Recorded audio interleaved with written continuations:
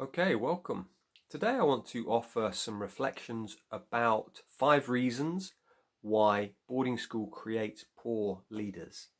And I'm going to draw upon research mainly from neuroscience, but also some leadership experts as well.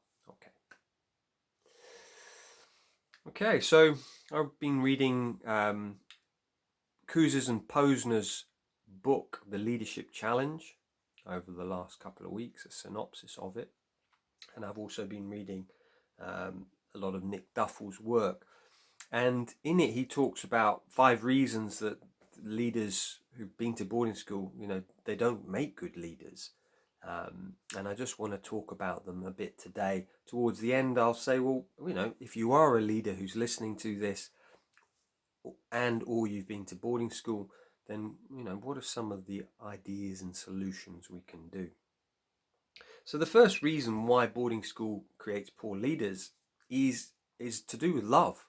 And I'll begin there. So Kouzes and Posner, in their book, The Leadership Challenge, they say, of all the things that sustains a leader over time, love is the most lasting. Now, why this is important is that this is the first thing that we learn in these institutions to suppress, to dissociate from, is love. Why is that? Because our parents are no longer there. We'll go into more detail further on, but there is a breaking of attachment, meaning our parents are no longer there, so we become insecurely attached. We're not securely attached. In Joy Schaverien book, Professor Schaverien, she talks about it on page 41, this idea of, however sympathetic the ethos of the school, children in boarding school are deprived of love and appropriate physical contact. So I think we begin there, is that the reason that boarding school doesn't create good leaders, it creates poor leaders, is because of love. There is an absence of love. There is an absence of, there might be, some care.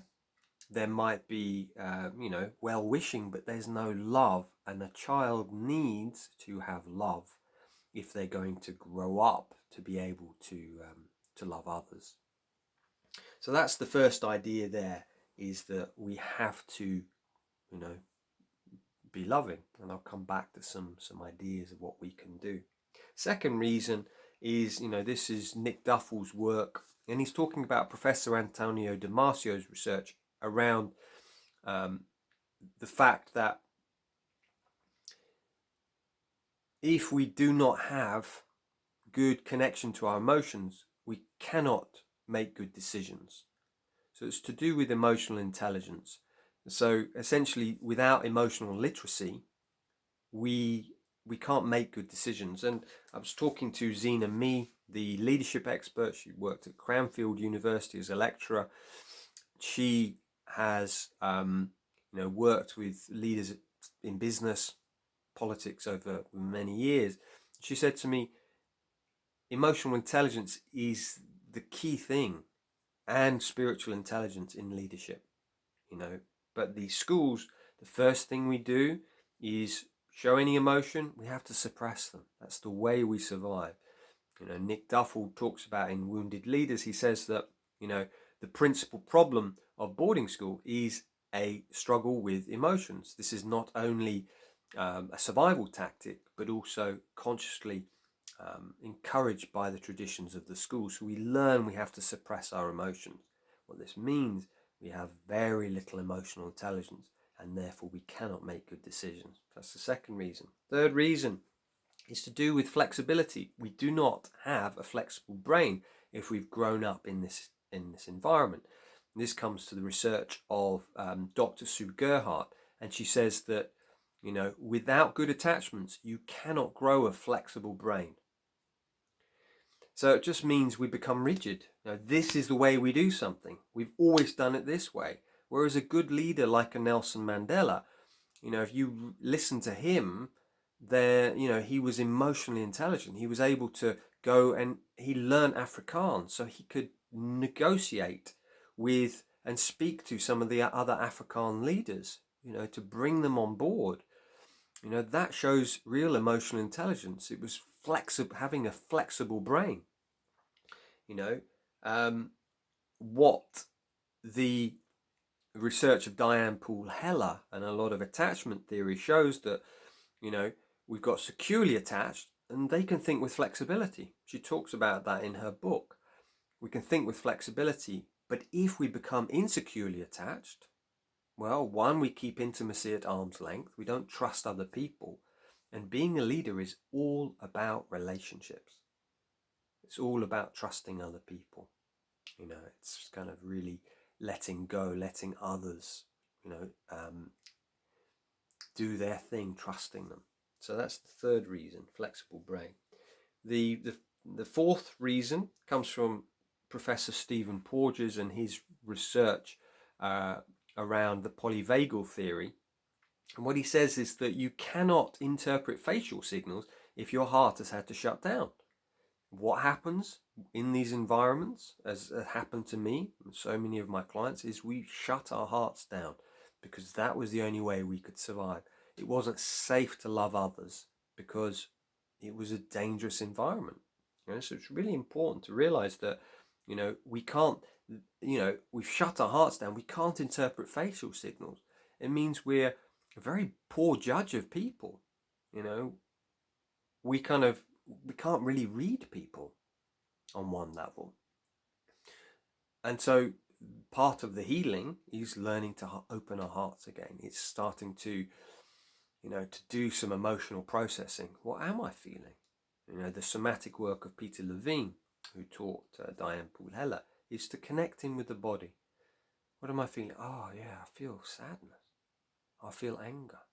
And owning these feelings. So that's the fourth, is interpreting facial signals. And if we take examples, I've mentioned this many times before, but during the 1990s when John Major, everyone says he was a terrible leader.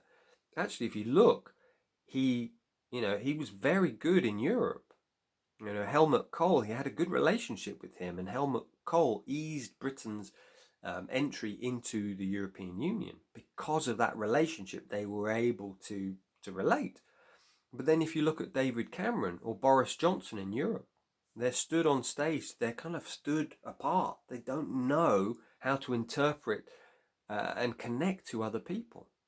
They're loners. And this is something we learn in these institutions. And the fifth thing, and this comes from the research of Dr. Ian McGilchrist, and I'm taking this all from the article that Nick Duffell wrote in The Guardian 10 years ago. So I'll put that into the description. But the fifth one is Dr. Ian McGilchrist, and he's saying that we can't see the big picture if we've been fed on a diet of rationality. So it's just rational thought, and this accesses just one part of the brain, the left side of the brain. So irrational. But we've got another side, intuitive, more creative side of the brain. We've got to bring in both. But unfortunately, these schools, it's all about rationality. It's like maths, you've got to do sciences, but the arts aren't as important. Certainly in my school, and certainly in a lot of the others, they were somehow seen as less than. And the more I hear research is a lot of, the more creative right brain subjects are being dismissed, certainly in Britain. So those are the 5 reasons. We can't see the big picture, and to be a great leader, that's the whole point of a leader, really, is to have the vision to go back and go, right, where are we going here? Right, what's the best for the country? What I see with a lot of our boarding school educated leaders is it's all about me. It's about my friends, or how I can make more money. David Cameron, before he left government, he gave some deals to this company where he went on to work for. It's like it was all about him. I think Boris Johnson, since he left power, and that was just a year after, the figure I heard was he had earned £5 million in speaking jobs. Gordon Brown, he gave all of the money he made in speaking jobs to charity. So it's that thing that it's like it's all about me. And so the path of healing, really, first one, love, is we've got to do some form of inner work. We've got to learn to start loving ourselves. We cannot love our, our companies, our staff, if we do not love ourselves. And that looks like self-care. Start to care for yourself. That might be getting to bed early. It might be, stopping drinking or taking drugs, looking at porn. It's our addictions. It's like, and start to feel. What do I feel? That's love. Second one, emotional intelligence. Start to connect in. What do I feel in this moment emotionally? Just begin with your body, feel your body, then emotions. I have some anger, some sadness. Feel them. Third thing, flexible brain, secure attachment. One of the best ways of becoming securely attached, if you've been to one of these institutions, is through a current partner. Is to, trust another person. And one of the things, we've got to take those walls down, those carapace that we put up in these schools. We've got to take that down. The next thing, interpreting facial signals. So we've got to start having relationships with people, be vulnerable, sharing, go out for walks, check in, with friends. It's like start to learn, about that. And the final bit about we can't see the big picture is study other things. It's like, okay, I don't understand about neuroscience. I don't understand about trauma. I don't understand about neglect. Learn these things, study them, get interested, start to create that flexible brain, start to see the big picture, So those are just some of the things. And it really comes down to, doing your inner work, whether that's seeing a therapist, a coach, or group work. Some of the things that Nick Duffell or Joy,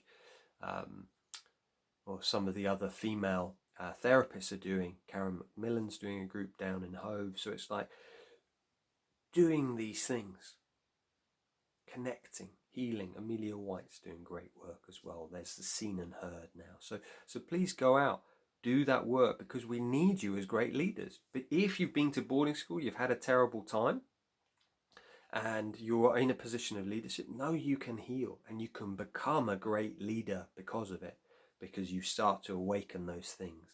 You will start to awaken emotional intelligence, but it takes effort and it's not easy. So for a recap, we've got first reason that an ex-boarder doesn't make a good leader is love. There's an absence of love in these schools, and that's the biggest thing causes, according to Kouzes and Posner in their book Leadership Challenge, interviewing tens if not hundreds of thousands of people, love. Second thing, emotional intelligence.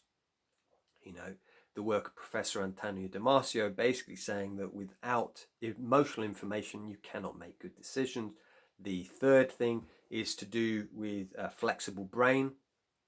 In these schools, because we don't have good attachment, because we've broken the attachment with our parents, shows that we cannot grow a flexible brain. That's the third thing. Fourth thing is to do with we can't interpret facial signals, and that comes from the work of Professor Stephen Porges and polyvagal theory, saying that if we've had to shut our hearts down, then we can't interpret facial signals. And the fifth one is Dr. Ian McGilchrist saying that if you've been fed a diet of rationality, then you can't see the big picture. So those are 5 reasons, and I really recommend that you just acknowledge. Okay, first thing is just acknowledging it, and then from there, that's the path of healing. So bless you. Any questions, please do let me know. Okay.